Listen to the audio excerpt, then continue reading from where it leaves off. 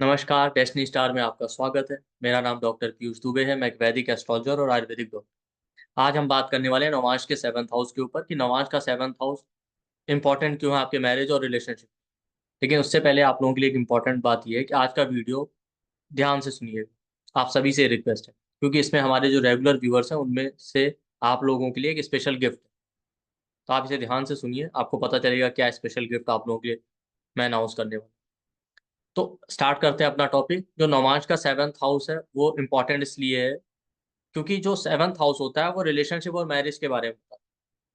तो लगन से 7th हाउस आपके रिलेशनशिप और मैरिज का है, उसी तरीके से नवांश का 7th हाउस भी आपकी मैरिड लाइफ, आपके मैरिज और आपके रिलेशनशिप के बारे में बताता है। बट लगन से 7th हाउस बताता है हमारा एक्सटर्नल डिजायर, हमारा एक्सटर्नल बिहेवियर क्या है, रिलेशनशिप के बारे में, मैरिज के बारे में हम एक्सटर्नली क्या सोचते हैं। नवांश का 7th हाउस बताता है हमारा इंटरनल डिजायर, इंटरनल बिहेवियर क्या है रिलेशनशिप और मैरिज में। दोनों अपनी अपनी जगह जरूरी है। बट लगन का जो 7th हाउस में जो प्लेनेट और साइन होता है वो बिहेवियर या वो एटीट्यूड हमारा बाहर दिखता है अपने रिलेशनशिप में। नवांश वाला कई बार दिखता नहीं है, बट हमारे अंदर वो डिजायर होती है।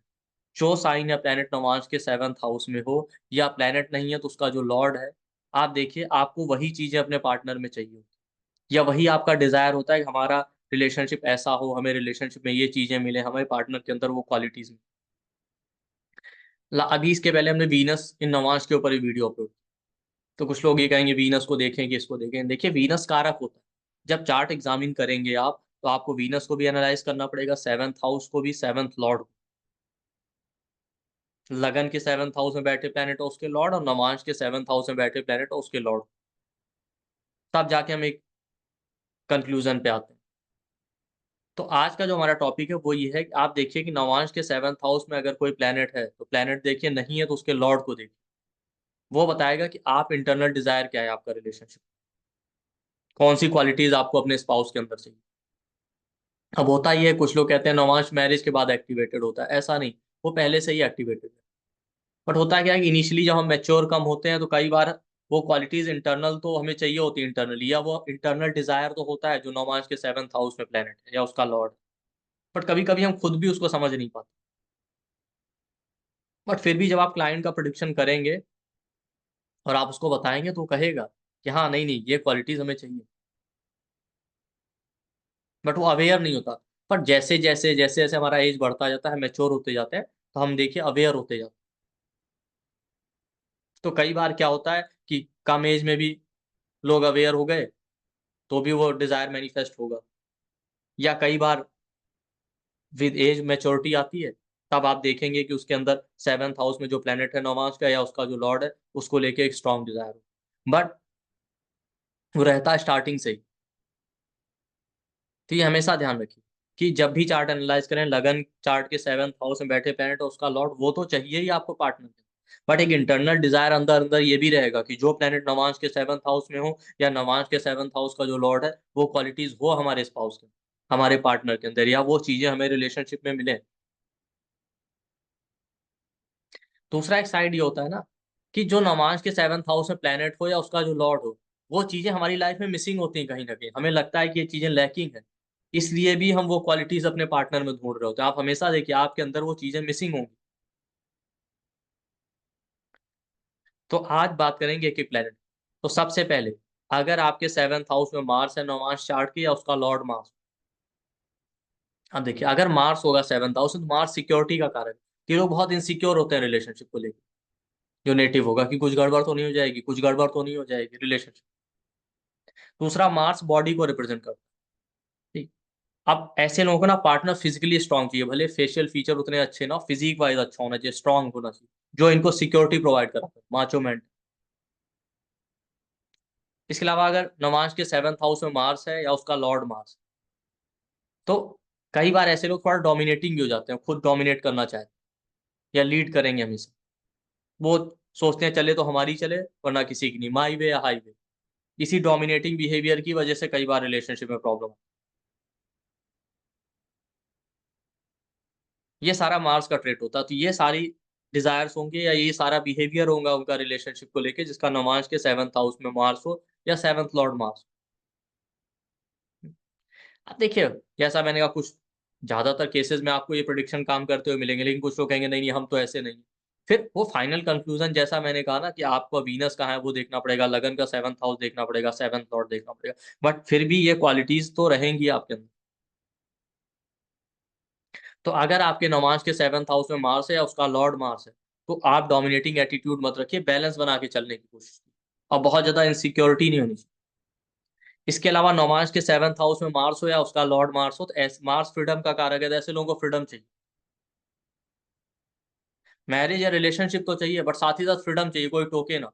इसलिए कई बार ऐसे लोग ना मैरिड होते हुए भी घर से दूर रहते हैं, जॉब की वजह से या किसी भी रीजन से थोड़ा दूर रहते हैं पार्टनर या स्पाउस से। तो रिलेशनशिप अच्छा चलता है, अगर लगातार साथ रह रहे हैं तो कुछ ना कुछ प्रॉब्लम या कॉन्फ्लिक्ट होते रहते हैं। अगर यही मार्क्स बहुत स्ट्रांग हो जाए ना, कई बार ऐसे लोग मैरिज करना ही नहीं चाहते, मतलब किसी बंधन में बंधना ही नहीं चाहते। और नमाज के 7th हाउस में मार्स हो या उसका लॉर्ड मार्स हो, तो बहुत ओवर पॉसेसिव भी होते हैं अपने रिलेशनशिप को लेके, अपने स्पाउस को लेके। तो इसका रेमेडी यही है कि बहुत ज़्यादा इनसिक्योरिटी मत रखिए और बहुत ज़्यादा डोमिनेटिंग मत बनिए। ठीक है, क्योंकि रिलेशनशिप दो लोगों को साथ लेके चलने का है, बैलेंस बना के, ये नहीं कि हम ही सब कुछ करेंगे। क्योंकि ऐसे लोग क्या होता है ना कि सारा रिस्पॉन्सिबिलिटी खुद लेना चाहते हैं, कुछ भी होगा सब हम ही करेंगे, आगे बढ़ते। दूसरा, नमाज के 7th हाउस में अगर आपका सन है या उसका लॉर्ड सन,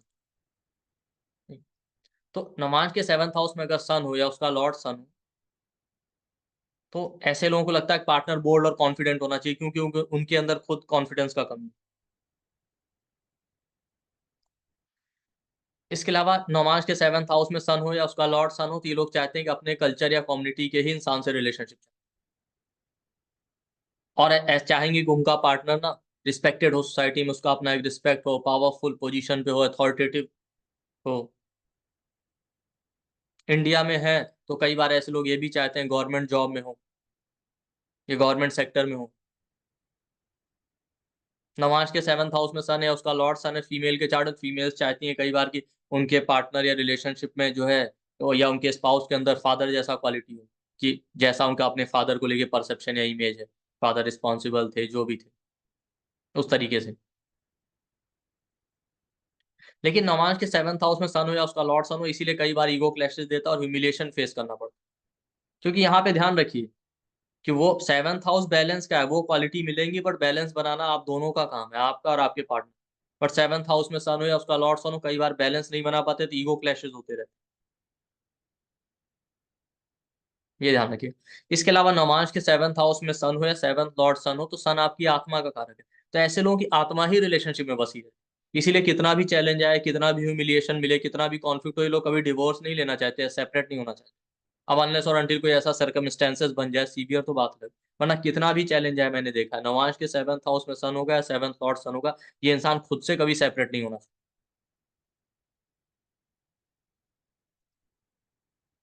और नमाज, लेकिन नमाज के 7th हाउस में सन हो या 7th लॉर्ड सन हो, तो कहीं ना किसी रीजन की वजह से एक बार सेपरेशन होता जरूर है रिलेशनशिप। चाहे आप जॉब की वजह से या काम की वजह से या ईगो क्लैशेस की वजह से या किसी भी रीजन से, वो एक बार सेपरेशन देता जरूर, या साथ रहते हुए इमोशनली और फिजिकली सेपरेटेड होंगे, इस तरीके का लाइफ। तो इसका भी रेमेडी है कि अगर नमाज के 7th हाउस में सन है, 7th लॉर्ड सन है, तो हम्बल बनिए, ईगो क्लैशेस से बचिए, आपके अंदर ईगो नहीं होना चाहिए। अब आ जाते हैं मून के ऊपर। नमाज के 7th हाउस में मून है या उसका लॉर्ड मून है, तो ऐसे लोगों को लगता है कि उनका पार्टनर जो है इमोशनल केयरिंग होना चाहिए, रिलेशनशिप में इमोशंस केयरिंग, ये चीजें बहुत मैटर करती हैं। मेल के चार्ट में तो उनको लगेगा उनके पार्टनर का बिहेवियर मदरली एटीट्यूड, उनकी मदर की तरह उनकी केयर करे।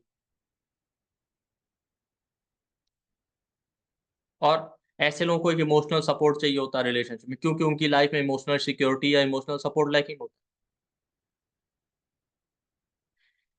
कभी कभी ना, अगर इस नमाज के 7th हाउस में मून है, 7th लॉर्ड मून है, उस पर सैटर्न और जुपिटर का इन्फ्लुएंस नहीं है, तो ये लोग खुद ही एक रिलेशनशिप में स्टेबल नहीं रहता, इनका दिमाग भटकता रहेगा। जैसे आपने चंद्रमा की स्टोरी पढ़ी ना, 27 नक्षत्रों वाली।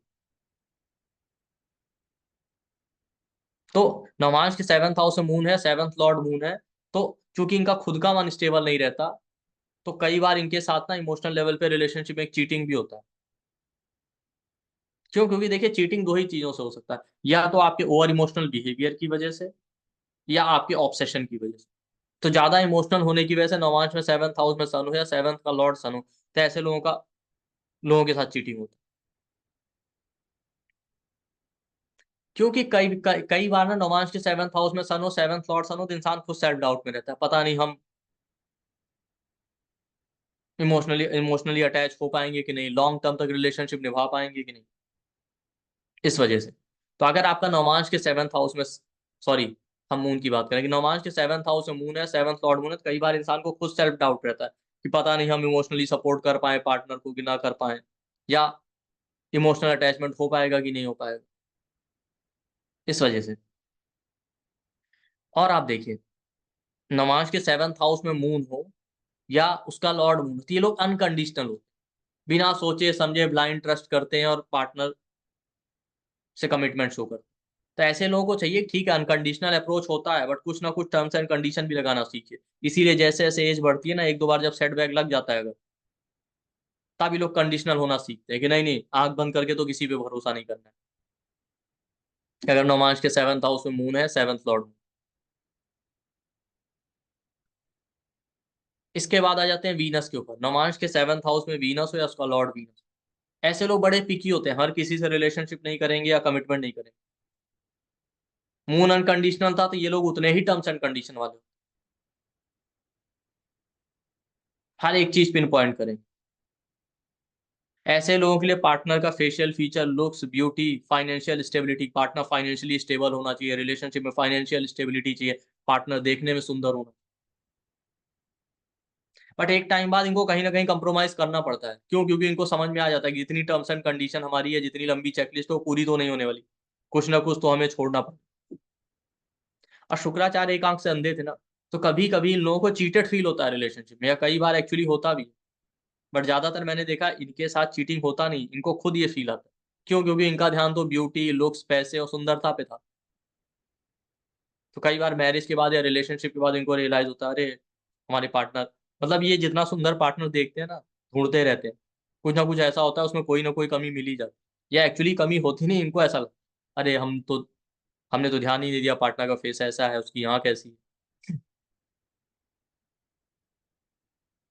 तो नवांश के 7th हाउस में वीनस है, उसका लॉर्ड वीनस है, तो ठीक है, ब्यूटी है, पैसा है, ये सारी चीजें मैटर करती हैं, होनी भी चाहिए ये सारी स्टेबिलिटी। बट बहुत ज्यादा आप पैसे और सुंदरता के पीछे मत भागिए, अदरवाइज चीटिंग होने के चांस है।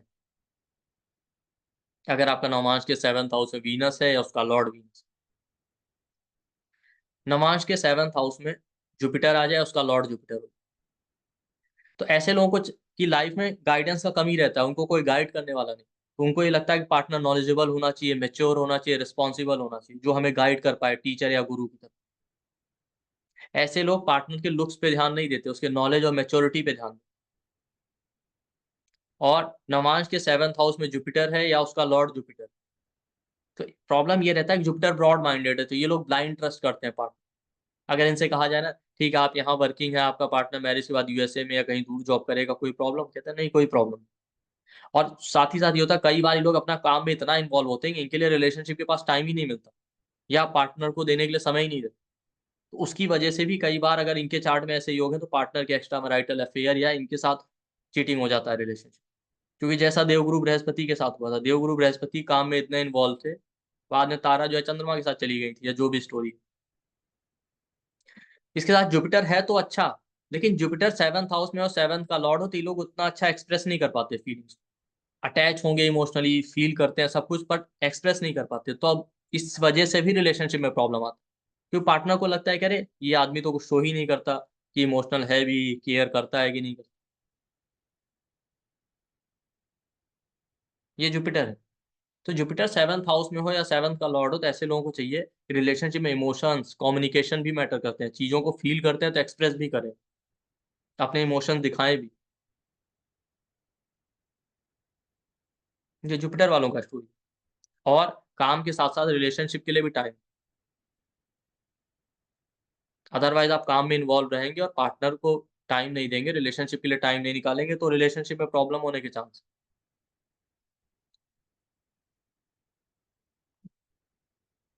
लेकिन होते ही लोग बहुत ब्रॉड माइंडेड, बहुत भरोसा करते हैं अपने।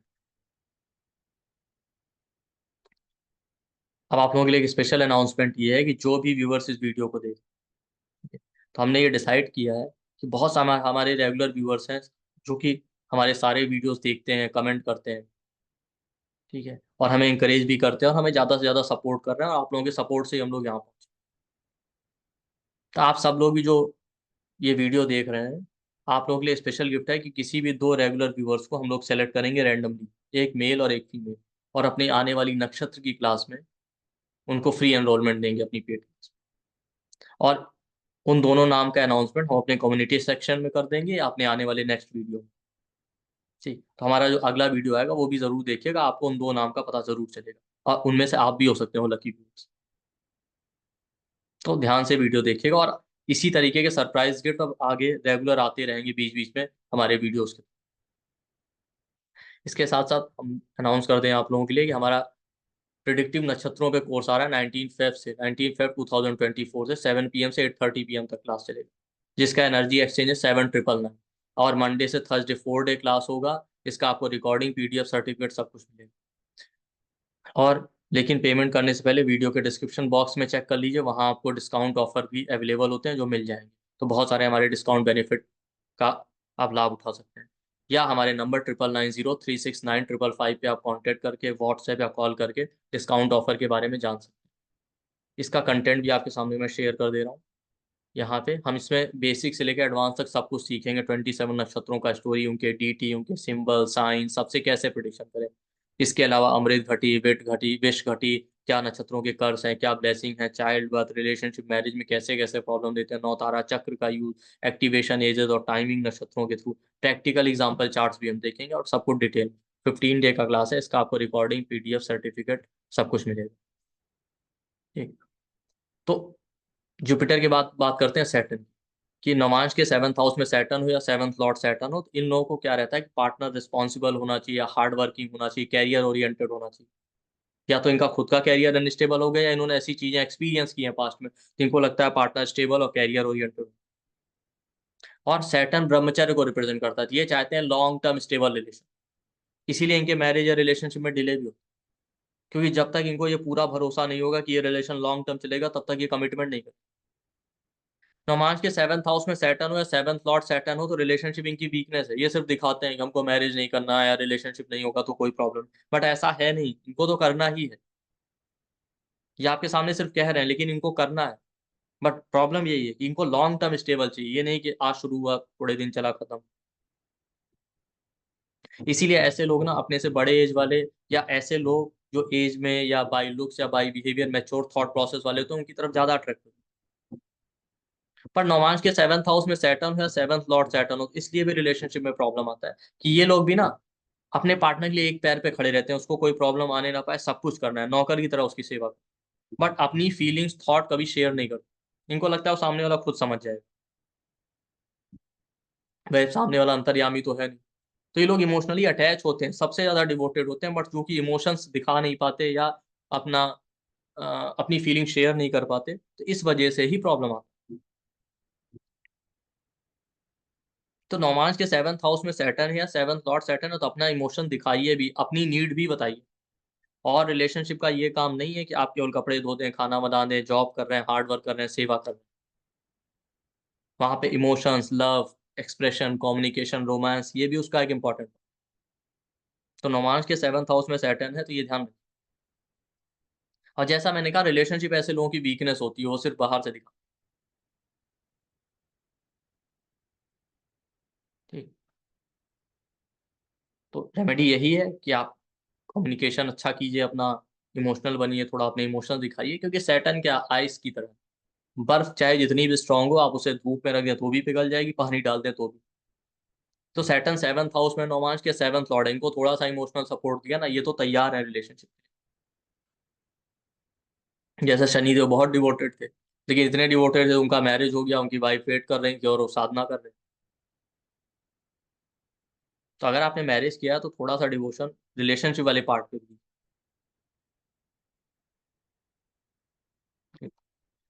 नौमांश के 7th हाउस में मरकरी हो या उसका लॉर्ड मरकरी। तो देखिए ऐसे लोगों के लिए क्या होता है कि इन लोगों के लिए बहुत मैटर करता है पार्टनर से कम्युनिकेशन अच्छा हो, फ्रेंडली टर्म्स हो। ये सुपीरियर इंफीरियर वाला नहीं चाहते, दोनों बराबर है। और कई बार देखिए ऐसे लोगों को आप देखिए तो वो और उनके पार्टनर का फेस भी मैच करता है, बिल्कुल भाई बहन की तरह दिखते हैं, भाई बहन की तरह लड़ते झगड़ते या बिहेव करते हैं। डिवोटेड होते भी कहीं ना कहीं एनालिटिकल होते हैं, दिमाग में कुछ ना कुछ कैलकुलेशन चल रहा होता है, किससे मैरिज करेंगे तो जॉब लग जाएगी, फाइनेंशियल कंडीशन स्टेबल हो जाएगी, पीआर मिल जाएगा, वीजा डॉक्यूमेंट, क्योंकि mercury document paper work PR visa को रिप्रेजेंट, इसलिए जैसे इंडिया में तो कई बार लोगों का थॉट होता है कि अरे शादी में पैसा बहुत खर्च होता है, तो इससे अच्छा हम कोर्ट मैरिज कर लेंगे, मरकरी 7th हाउस में हो, 7th का लॉर्ड। लेकिन जितनी marriage PR visa document paper work के लिए होती है वो मरकरी 7th हाउस में होगा, नौमांश के 7th का लॉर्ड। अब ऐसा नहीं कि लोग डिवोटेड नहीं होते भाई, वो तो पूरे चार्ट पे डिपेंड करेगा, बट कहीं ना कहीं ये चीजें होती हैं। और ध्यान रखिए कि नौमांश के 7th हाउस में जो साइन, जो प्लेनेट है उसका जो लॉर्ड है, वो चीजें आपके सबकॉन्शियस माइंड में चलती रहती है। अगर वो पॉजिटिव है तो अच्छा है, अगर निगेटिव है तो उसको इम्प्रूव कीजिए, क्योंकि जो आपके सबकॉन्शियस माइंड में चल रहा है वो सूनर और लेटर मैनिफेस्ट जरूर होगा। फिर हम कहते हैं कि नहीं नहीं हमने तो ऐसा कुछ किया नहीं। नमाज के 7th हाउस में मरकरी हो या 7th का लॉर्ड मरकरी हो, पार्टनर का टच बहुत मैटर करता है कि उसका टच कितना अच्छा है, फील कर पाते हैं कि नहीं। और रिलेशनशिप मोनोटोनस बोरिंग नहीं होना चाहिए, इंटरटेनमेंट होना चाहिए, फन होना चाहिए, घूमना फिरना ये सब। नमाज के 7th हाउस में राहु है या उसका लॉर्ड राहु, ऐसे लोग ना मोनोटोनस बोरिंग लाइफ नहीं चाहते, हमेशा आउट ऑफ द बॉक्स कुछ करना चाहते हैं, इसीलिए दूसरे कास्ट कल्चर के लोगों की तरफ या फॉरेनर्स की तरफ ज्यादा अट्रैक्ट। बट एट टाइम्स ये लोग बहुत सस्पिशियस भी होते हैं। होता ही है कि नौमांस के 7th हाउस में राहु हो या उसका लॉर्ड राहु हो, अगर एक्वेरियस साइन, तो पहले स्टार्टिंग में ना, जब कम एज होती थी, लोग बड़े इनोसेंट होते, ब्लाइंडली ट्रस्ट करते हैं लोग, इनको पता ही नहीं होता रिलेशनशिप क्या है, ये आंख बंद करके लोगों पे भरोसा करते। जब एक दो बार सेटबैक हो जाता है, धोखा खा जाते हैं, तब ये इतने सस्पिशियस हो जाते हैं कि जल्दी किसी पे भरोसा ही नहीं करते। और खासकर अपने कास्ट कम्युनिटी के लोगों पे तो बिल्कुल भी नहीं, इसीलिए दूसरे कास्ट कल्चर कम्युनिटी के लोगों की तरफ ज्यादा अट्रैक्ट। क्योंकि 7th हाउस में राहु है तो आपको सिखाने आया है, रिलेशनशिप के बारे में सीखिए, एक्सप्लोर कीजिए। कई बार नौमांस के 7th हाउस में राहु या उसका लॉर्ड राहु, ये लोग सेल्फ डाउट में रहते हैं। पता नहीं हम एक पार्टनर के साथ लंबा रिलेशन निभा पाएंगे कि नहीं निभा, ये तो डाउटफुल होते हैं निभा पाएंगे कि नहीं निभा पाएंगे, निभाना पूरा चाहते हैं, पर सामने वाले लोग ही ऐसे मिल जाते हैं वो लंबा निभाते ही नहीं, बार बार नया पार्टनर चेंज करते रहते हैं और इनको धोखा देते रहते हैं। और नौमांस के 7th हाउस में राहु हो या 7th लॉर्ड राहु, कहीं ना कहीं ऑब्सेशन होता है रिलेशनशिप, कि बिना रिलेशनशिप के तो इनको लगता है हम सर्वाइव ही नहीं कर। बट अगर ऐसा आदमी स्पिरिचुअल माइंडसेट वाला, पार्टनर भी थोड़ा स्पिरिचुअल हो, तो मैंने देखा रिलेशनशिप चलते भी बहुत अच्छे।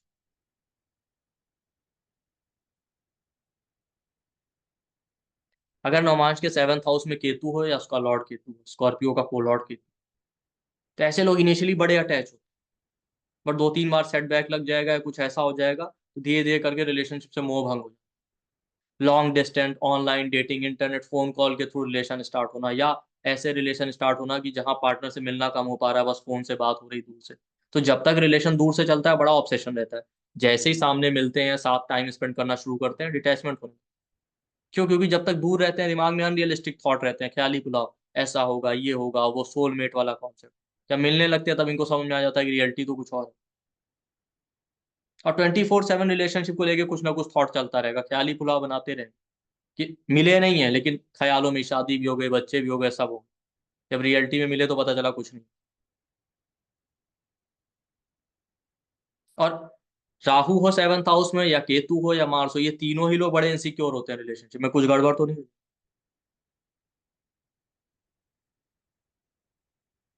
तो केतु 7th हाउस में होता है तो ये चीजें मैनिफेस्ट। और नौमांश के 7th हाउस में केतु हो या 7th लॉर्ड केतु, तो मैंने देखा है इनिशियली ऑब्सेशन बहुत होता है, जब दो तीन बार सेटबैक लग जाएगा ना, फिर धीरे धीरे खुद दूर होने लगता, फिर कहते हैं हमको तो चाहिए ही नहीं रिलेशनशिप। बट राहु केतु के साथ ये है कि अगर आपका पार्टनर स्पिरिचुअल है तो रिलेशन बहुत अच्छे से, और अनरियलिस्टिक थॉट मत रखें। अगर आपका केतु है नमाज के 7th हाउस में या 7th लॉर्ड के साथ। तो आप इसको चेक कीजिए, अपने नौमांश के 7th हाउस को देखिए, वहां बैठे प्लेनेट और लॉर्ड की पोजीशन, और फीडबैक अपने कमेंट सेक्शन में शेयर कीजिए। आई होप आपको ये वीडियो पसंद आया होगा।